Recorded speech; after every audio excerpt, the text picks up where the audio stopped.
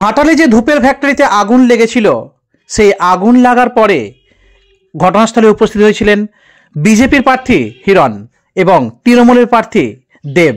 কিন্তু ক্ষুব্ধ হিরণের ওপর শ্রমিকরা, কারণ তারা আশ্বাস দেয়নি এবং আশ্বাস না দিয়ে অহেতুক বেশ কিছু কথা বলে গেছে। সেই কথার পরিপ্রেক্ষিতেই ক্ষিপ্ত শ্রমিকরা।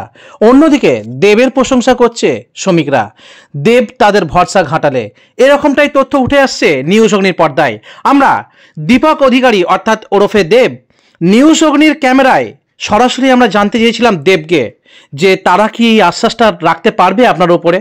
তার উত্তরে কি জানাচ্ছেন বিস্তারিত দেখাবো নিউজ অগ্নির পর্দায়, সঙ্গে থাকুন। কিন্তু একে একে উঠে আসছে। দীপক অধিকারী কিন্তু মানুষের কাছে সহযোগিতা করার জন্য হাত ইতিমধ্যেই বাড়িয়ে দিয়েছে, কিন্তু হিরণের সেক্ষেত্রে কিন্তু সেরকমভাবে প্রশংসা পাচ্ছে না, কারণ তারা একটা ক্ষুব্ধ রয়েছে হিরণের উপরে। এরকমটা কিন্তু তথ্য উঠে আসছে নিউজ অগ্নি পর্দায়। ব্যুরো রিপোর্ট, নিউজ অগ্নি। ঘুরে বেড়া তাকে যখন বলা হলো এইসব ব্যাপার, তখন এই কথাই বলেছে যে বাটি হাতে নিয়ে যাও, ঘন্টা বাজি বাজি ঘুরে বেড়া, এগুলো কি বলা ঠিক হচ্ছে না? তুমি তাহলে কি করতে আসছিলেন এখানে? দেখাতে আসছিলাম না, দেখতে আসছিলাম, কোনটা এইভাবে কি বলে? আমরা এই জন্য আমরা মানে মানে খারাপ বেরিয়ে গেছে। এইসব কথা কেন বলবে সে? ঘন্টা হাতে নিয়ে বেরিয়ে এইসব কথা বলার মানেটা কি?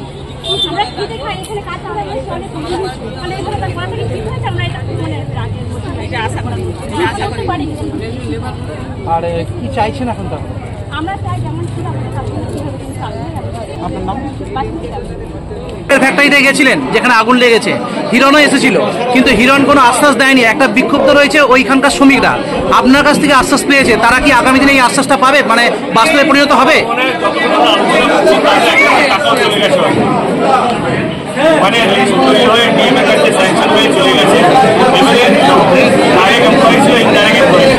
ডাইরেক্ট এমপ্লয়ি সংখ্যা ছিল 250, ইনডাইরেক্ট এমপ্লয়ি সংখ্যা হচ্ছে 500, 600 মতো। ইনডাইরেক্ট এমপ্লয়ি ডাইরেক্ট যারা ডাইরেক্ট এমপ্লয়ি তারা মনে হয় টাকা পেয়ে।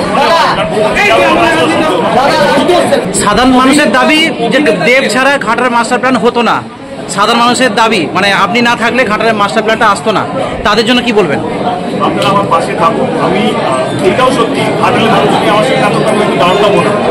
আমার কাছে প্রস্তাব হচ্ছিল তো অন্য কোনো থেকে দাঁড়ানোর জন্য, আমি না বলেছিলাম। আমি বলেছিলাম যদি দাঁড়াই ঘাটাল থেকে দাঁড়াও না।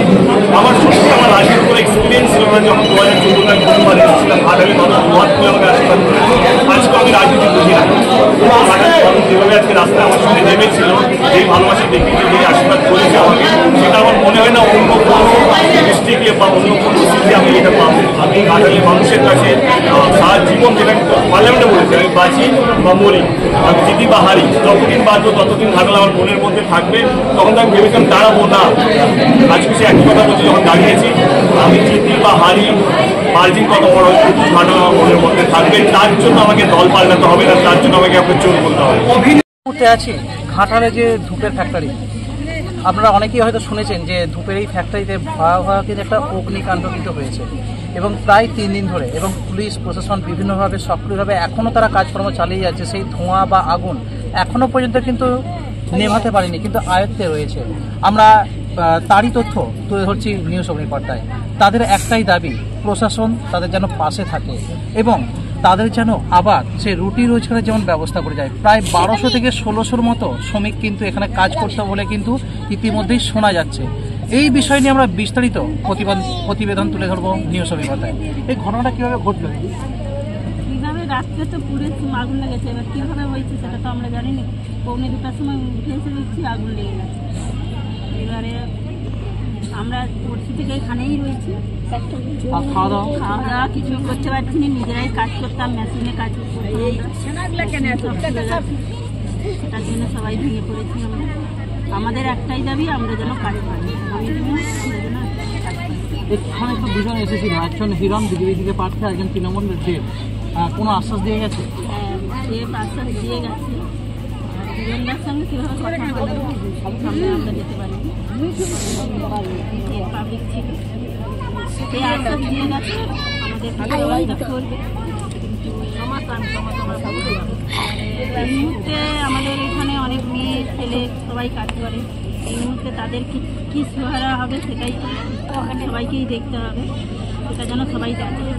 কার কাছে দাবিটা রাখছেন? আমাদের মালিক যে চালাচ্ছে, যারা পরিচালনা করছে তারা যেন আমাদের দিকটা দেখে, এটুকুই আমাদের বলে। আর আপনাদের যিনি বর্তমান সাংসদ আছেন এবং প্রার্থী হয়েছেন তৃণমূল প্রার্থী, তাকে কি বলবেন? সে যেন আমাদের দিকটা দেখে, আমাদের দিকটা কাজ দেয়, এইটুকুই আমাদের বলা। কি বলবেন বিষয় নিয়ে? আমাদের কাজ চাই, আর করতে পারবো, খেতেও পাবো। পরশু দিন থেকে আমাদের রান্না খাওয়া দাওয়া সব বন্ধ, আমরা এইভাবেই রাত 11টার পর তেল পাম্পে কারখানায় আগুন ধরে, গেটের কাছে যখন আগুন ধরে একটা তেল পাম্প পুড়ে যায় আগুনের ছিটকানিতে। এই ছিটকানির আগুনটা পুড়ে যায়, 3টে তেল পাম্প বাইরে ছিটকে পড়ে, পরে আগুন দাও দাও করে ধরে যায়। এই তেল পাম্প কারখানা পুরাবার পিছনে কেউ হাত আছে নাকি সেটা আগে তদন্ত করতে হবে, যে কারখানাটা মেল খুঁটিকে কে আগুন ধরাবে। এতগুলো শ্রমিক কাজ করছে, তার জন্য কে দায়ী এইটা। আর দেব ভাইকে বলেছি যে এই আগুন ধরেছে, এতগুলো লেবার কাজ করে পুড়ে গেছে, এতগুলো লেবারকে কাজ করে দিতে হবে, কারখানা আমাদের তৈরি করে দিতে হবে। সে বলছে মমতাকে বলেছি, মমতা আমাদেরকে আদেশ দিয়েছে কে কে কাজ করে তাদেরকে জেনে আসবে, 7 মাসের মধ্যে কারখানা তৈরি করে দেবে। 7 মাসের মধ্যে কারখানা তৈরি করে দিবে বলেছে। তার মধ্যে কিছুদিন আমাদেরকে 2,500 টাকা করে দিবে বলেছে প্রত্যেক মাসে। সেইটা জেনে নেই, যাদের যাদের পিএফ রয়েছে 2,500 টাকা করে দিবে বলছে। এবার যাদের যাদের কাগজ যায় না তাদেরকে 4-5 জনকে থেকে দরখাস্ত লিখে জমা দিতে বলেছে আজকের মধ্যে। এটা কে বলেছে? দেব ভাই বলে গেছে। আরো ছেলেরা ছিল তাদেরকে দরখাস্ত লিখে জমা দিতে বলেছে, আজকের মধ্যে জমা দিতে বলেছে। আপনার নাম? সাদেকা বিবি। আর এটা কোন জায়গা? এটা রশিগঞ্জ।